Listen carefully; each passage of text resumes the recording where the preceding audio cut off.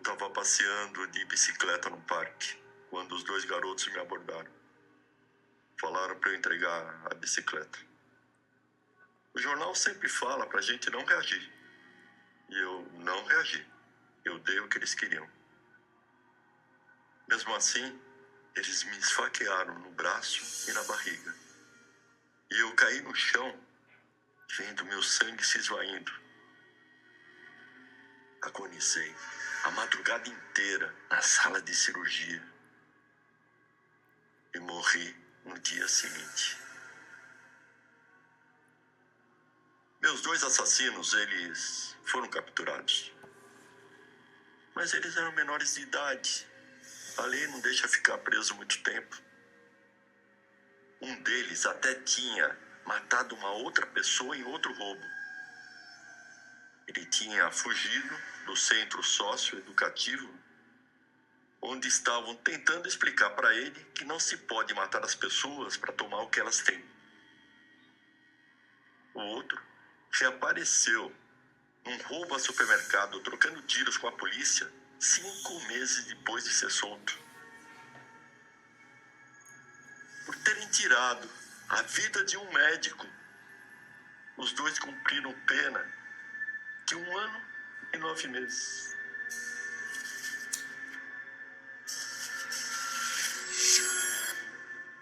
Olha, com relação ao legislador, uma grande parte deles vive num outro mundo, né? Vive num mundo que não leva em conta, por exemplo, o que aconteceu com um menino de 6 anos de idade aqui no Rio de Janeiro,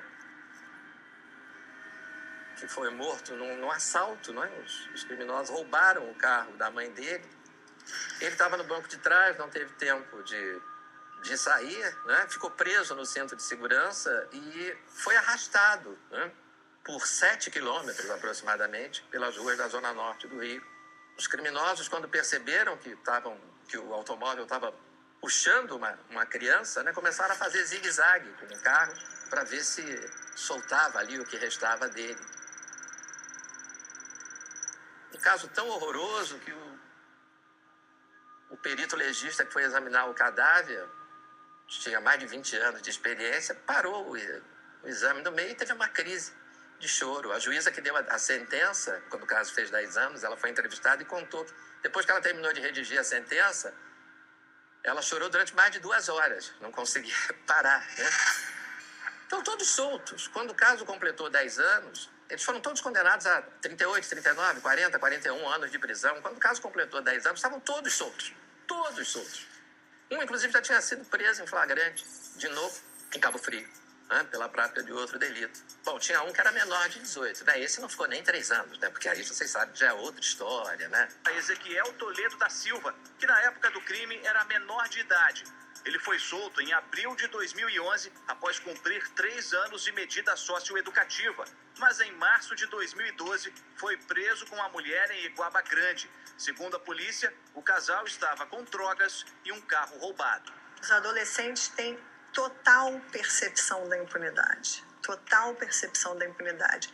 E isso é que é o pior. Porque, na realidade, eu às vezes costumo dizer que é pior para o adolescente, depois que ele é apreendido, do que antes. Antes de ser apreendido, quando ele começa a praticar ato infracional e ele ainda não foi apreendido nenhuma vez, ele tem um pouco de medo. Ele tem o medo de ser preso. Ele tem o medo da apreensão. No momento em que ele é apreendido e ele vê que nada acontece, que ele pratica um ato grave e nada vai acontecer, ou vai acontecer uma responsabilização mínima, ele perde o medo. E aí o que a gente vê é uma escalada criminosa. As imagens de circuito flagram os dois no elevador. Eles amarraram a empregada do imóvel e levaram dinheiro e relógios. Um prejuízo de R$140 mil. Na época, ele foi liberado. No começo deste ano, em fevereiro, o mesmo adolescente foi detido pela PM pilotando uma moto em alta velocidade. E o desfecho foi o mesmo. Acabou liberado. O adolescente tem assim meio um complexo de super-homem, né? Ele acha que pode tudo. E essa impunidade que existe, ela aumenta esse complexo de super-homem.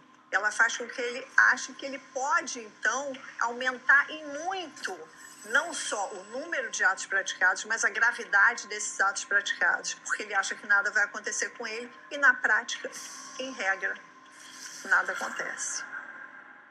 O último trabalho meu, a gente prendeu um adolescente que fazia um mês que tinha sido preso com droga também. Ele já estava levando de novo.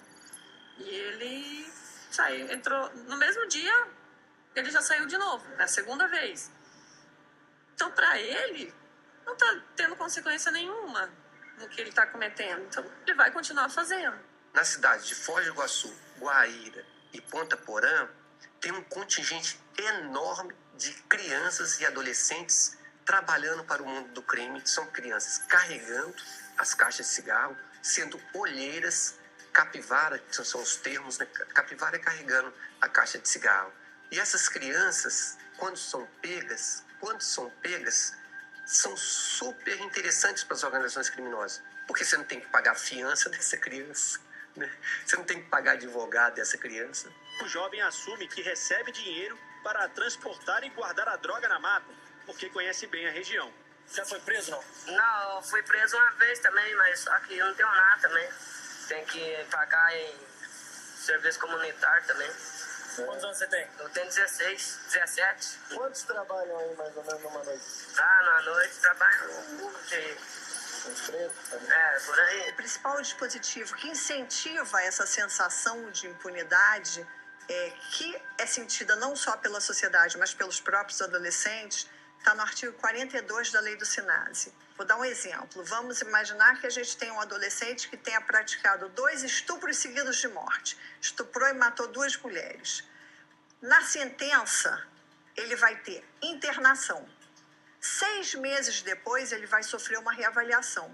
E aí o juiz que vai reavaliar, vai pegar esse processo e o que o juiz vai poder levar em consideração para saber se ele vai manter a internação ou se esse adolescente já pode progredir para uma semiliberdade ou para uma liberdade assistida. O juiz não pode levar em consideração nem a gravidade do ato praticado pelo adolescente, nem os antecedentes.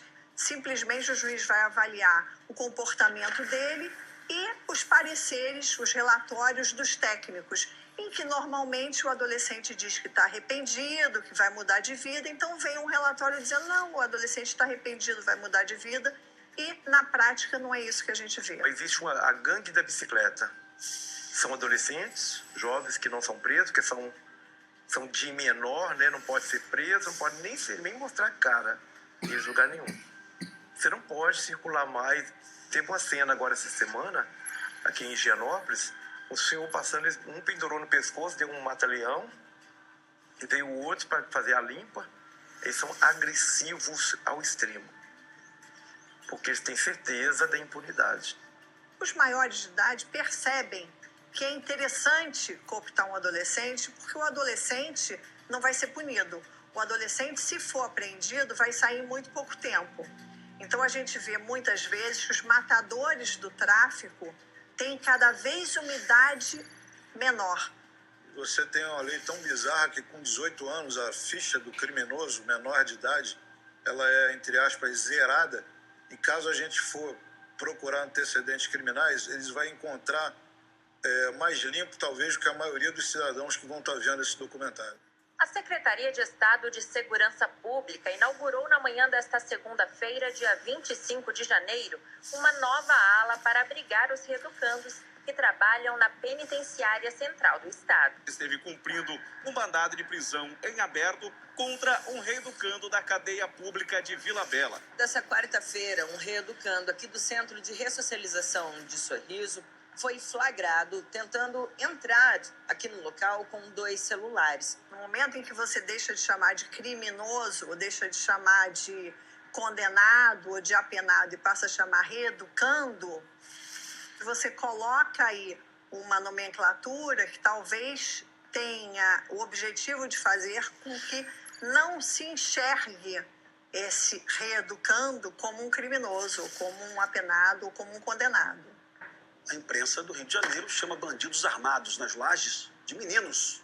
Não, não são meninos. Sequer são menores de idade. São bandidos maiores de idade, armados com fuzis, enfrentando a polícia e tudo ali de forma muito clara. trabalhava a demonização da figura do, entre aspas, traficante, que eu chamo de comerciante varejista de drogas. Aqui o terrorista armado vira traficante, depois vira menino e vai suavizando. Quando eu digo que um crime não é mais um crime, é um ato desviante, eu começo a tirar a negatividade. O problema é a introjeção da ideia de que o negativo não é tão negativo assim. Um país que não condena o criminoso moralmente jamais irá condená-lo judicialmente. Uma das leis que eu mais vejo essa linguagem revolucionária sendo utilizada é o Estatuto da Criança e do Adolescente. Então, se você vai falar de adolescente, você não vai falar de crime, você vai falar de ato infracional e mais, ato infracional análogo ao crime XYZ. Então, é uma volta gigante para dizer que o adolescente não cometeu um crime. Quando o menor dá um tiro em alguém, você diz que ele não praticou homicídio.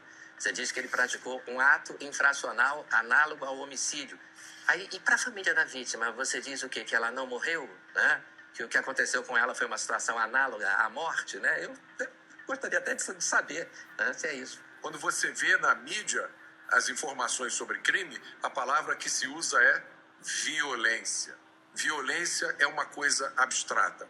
A palavra certa não é violência. A palavra certa é crime. Crime tem sempre um autor e uma vítima.